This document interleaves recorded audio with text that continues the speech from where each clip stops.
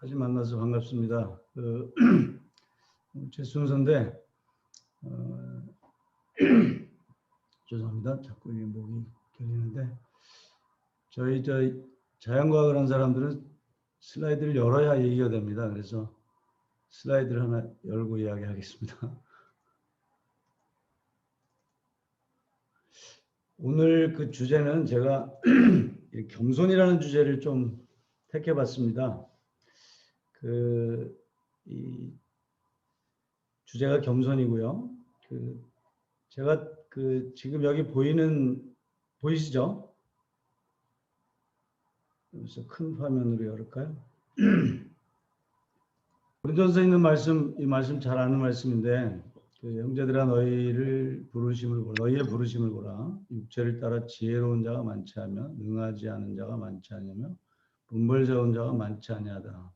그러나 하나님께서 세상에 미련한 것들을 택하사 지혜 있는 자들을 부끄럽게 하시려고 세상의 약한 자들을 택하사 강한 것들을 부끄럽게 하려 하시며, 사실 이 말씀은 제가 예수님 믿고 나서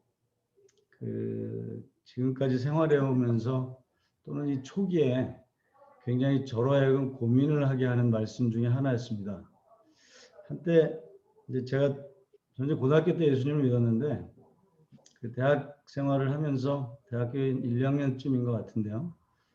그 부근에 다니는 같은 모임의 자매 중에 누나입니다. 저보다 누나인데 같이 이렇게 학교 다니면서 교제하던 이제 말씀하시기 교제하고 같은 교회 나가니까 어떻게 또 동네도 학교도 같고 해서 그쪽으로 이렇게 자주 그때 막 전철이 막 개통했을 때인데 전철 타고 가면서 얘기하는 중에 고린도서 1장에 보면 여기 이 말씀이 항상 걸렸습니다. 문벌 좋은 자가 많지 않는데 그 당시 이제 대학생 자체도 많지 않았고 또 이제 그 두 사람 다 같이 신촌에 있는 대학들을 다니니까 둘이 그런 질문을 했습니다. 이제 자유롭게 그냥 질문한 겁니다.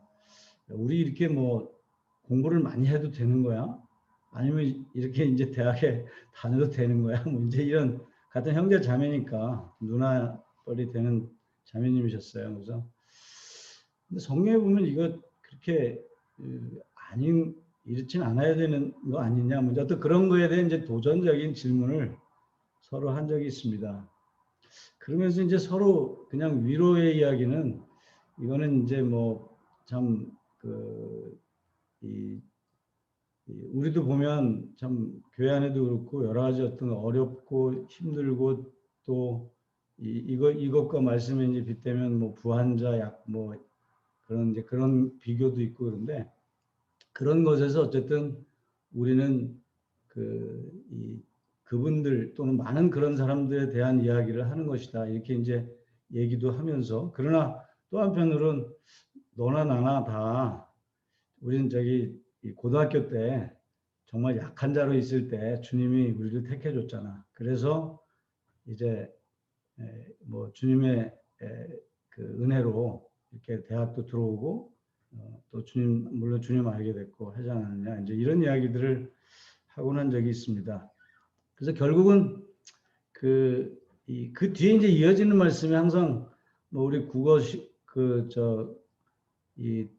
독해력 불면 그 안에 답이 있지 않습니까? 그래서 뒤에 보면은 이제 29절에 자랑하지 못하게 한다. 그리고 자랑하는 사람은 주님 안에서 자랑해야 된다. 이렇게 이제 이야기하는 말씀을 서로 나누면서 그래 우리 자랑할 게 우리 자랑하지 않아야 된다는 게 이 말씀에서 어쩌면 주시는 그런 교훈이다. 그리고 우리는 은혜로 이제 살아가는 것이다. 이렇게 이야기를 이제 한 적이 있습니다. 그 다음에 야고보서 3장 1, 2절에 보면 잘한 말씀입니다. 이것도 내 형제들아 너희는 선생된 우리가 더 큰 심판을 받을 줄 알고 선생이 많이 되지 마라. 우리가 다 실수가 많으니 말에 실수가 없는 자면 온전한 사람이다. 이 말씀 읽을 때도 이제 그런 도전 같은 게 있습니다. 지금도 쭉 그랬었고요. 선생 되지 말아야 되는데 또 교회 안에서도 그런 경우도 있고요. 그러면서 여기 이 뒷구절에 선생이 많이 되지 마라. 이거는 뒤에 어떤 다른 성경에 보면 그 너도 나도 선생 되려고 하지 마라. 이제 이런 식으로 그 번역된 성경도 있어요.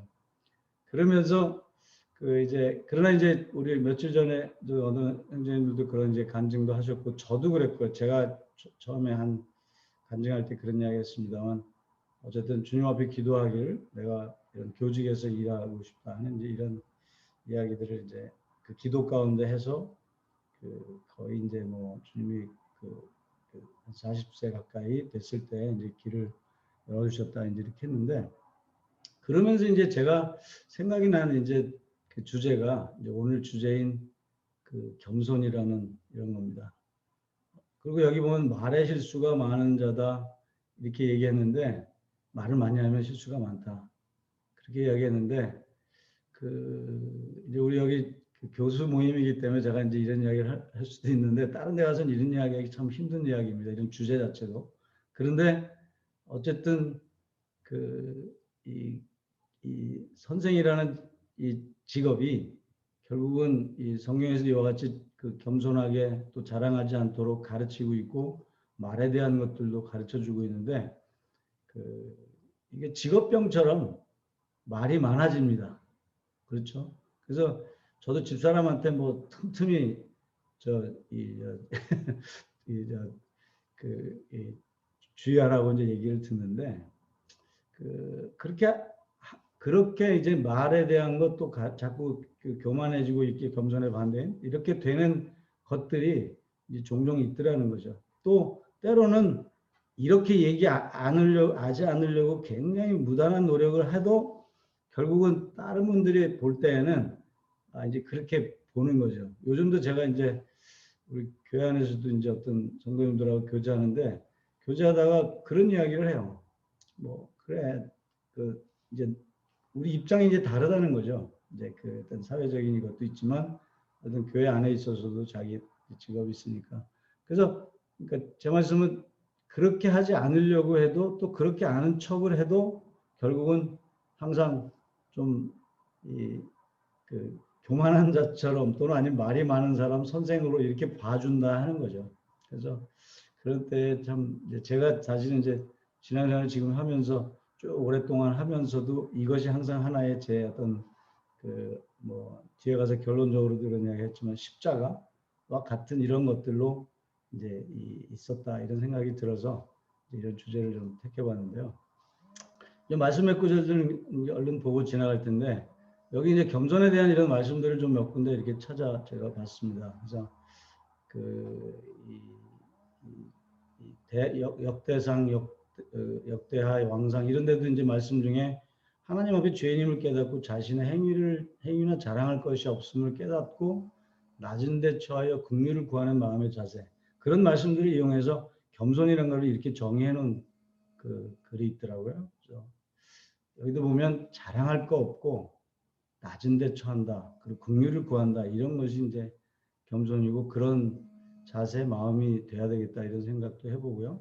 또 어떤 데는 이 그리스도의 덕목이 뭐냐, 뭐 사랑도 있고 뭐 또 성령의 열매인 여러 가지 있지만 겸손을 이렇게 꼽는 이런 말씀들 이렇게 생각해 볼 수 있고요. 빌립보서나 다툼이나 허용으로 하지 말고 오히려 겸손한 마음으로 또 골로새서에도 같은 유사한 말씀이 있고요.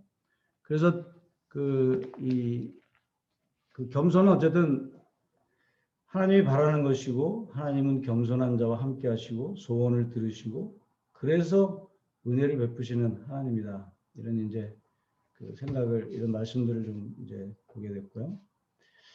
예수님도 역시 뭐 마찬가지 이 마태복음 11장에서 자신을 겸손하다고 이렇게 이야기하셨고 또 뭐 잘하는 그런 제자들의 발을 씻기는 이런 일들을 하셨고 그래서 이 겸손 어떻게 보면 그 하면 할수록 또 그리스도인으로서 필요한 이런 그 부분이다. 특히 제가 이 말씀을 이제 여러 형제님들하고 교제하고 싶은 거는 특히 우리 이제 교수님들에 대한 직장을 가지고 있는 우리에게 굉장히 필요한 덕목 중에 하나다. 이런 말씀을 드리고 싶고 또 그런 생각이 나서 이런 주제를 이제 열어봤습니다.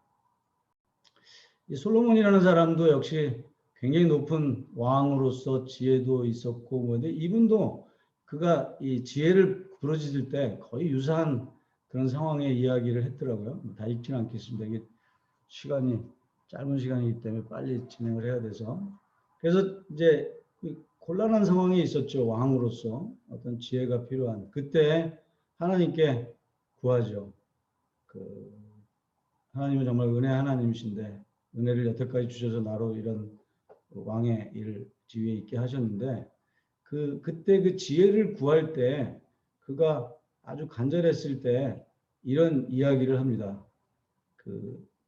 작은 아이다. 나는 작은 아이.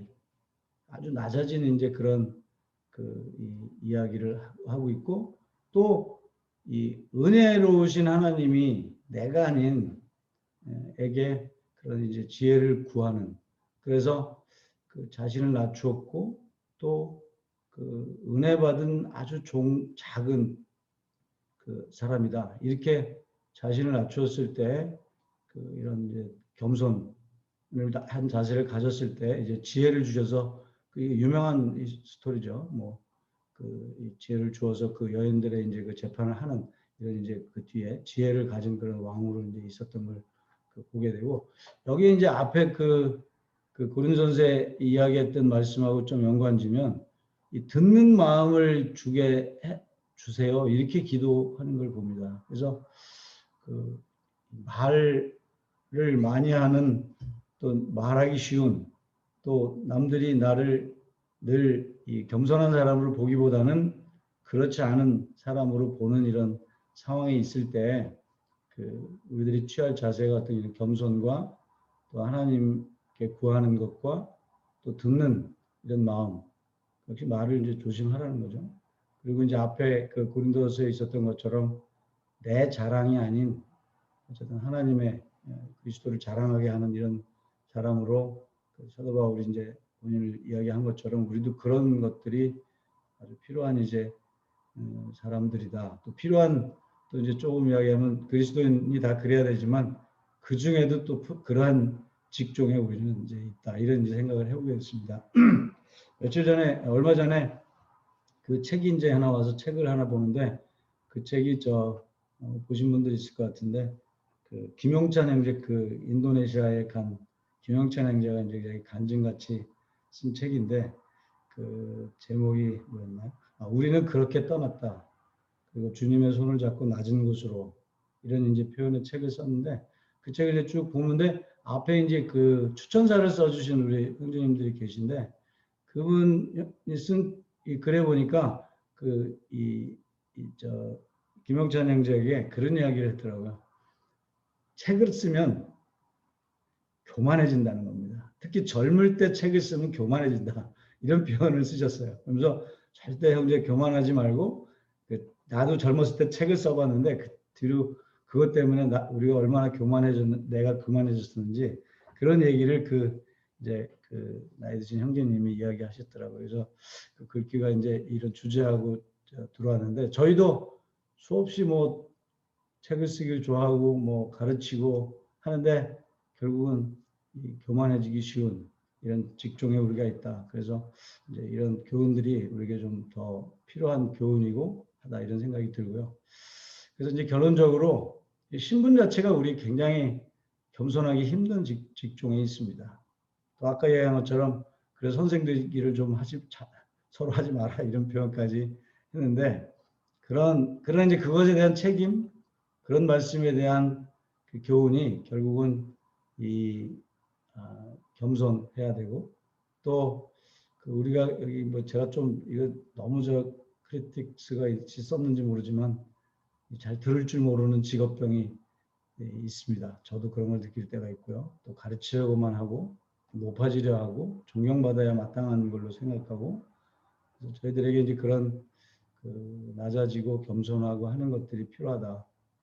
또 이런 일들을 하다 보면 책을 쓰고 공부하고 지식 쌓기를 하다 보면 자연히 이제 그런 것들에 좀 낮아져야 되는 지혜가 필요하고 또 자신을 낮추고 또 앞에 이야기했던 것처럼 내가 자랑이 아닌 결국 주님이 자랑이 돼야 되는 이런 것들에 저희들을 자꾸 그런 속에 넣어줘야 되는 이런 위치에 있다, 이런 생각을 해보게 됐습니다. 그래서 듣는 마음을 주시고 분별하는 지혜를 주셔서 참 우리가 가진 직장 안에서 또 주님을 섬기는 이런 것들이 필요하다. 그래서 저는 뭐 이런 표현을 썼는데 이게 우리의 십자가일 수도 있다, 이런 생각을 해보고, 제가 암만 겸손한 척 하려고 그러고 그렇게 노력했어도 그렇게 때로 봐주지 않는 이런 경우들도 때로 이제 보면서 더 낮아져야 되고 더 겸손해야 되겠다, 이런 생각을 해보게 됐습니다. 이제 연세가 드셔서 이렇게 드신 형제님들은 이미 다 경험을 하신 거겠지만 젊은 형제님들에게는 뭐 이런 것들이 조금 교훈이 될 수도 있다, 이런 이제 생각이 들어서, 이런 얘기, 제가 이런 얘기는 딴 데 가서는 할 수 없기 때문에 우리 형제님들께 이런 교제를 잠시 드려봤습니다. 네, 이상 마치겠습니다. 감사합니다.